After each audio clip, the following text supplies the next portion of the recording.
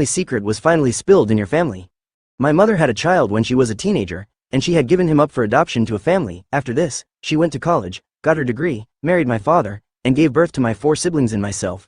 30 years after giving her child up for adoption, I remember her getting a phone call and immediately locking herself in her room.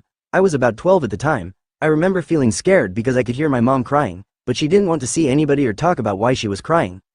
On an evening later that week, my parents sat each of us kids down and told us about my mom's past and explained that my half-brother had reached out to my mom wanting to meet her and get to know her.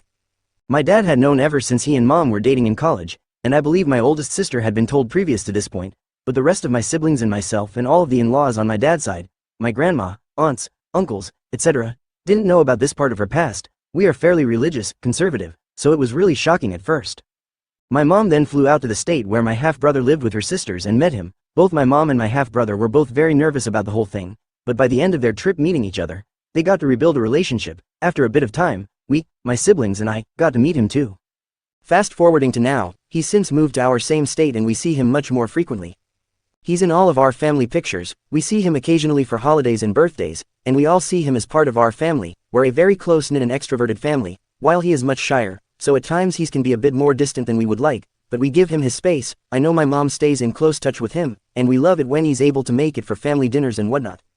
Back then, I was the youngest and, up till then, the only boy in my family, so I loved learning that I had an older brother. Now that I'm an adult, I sometimes get his old clothes because we're roughly the same size. He's got good taste too, so I really lucked out, haha.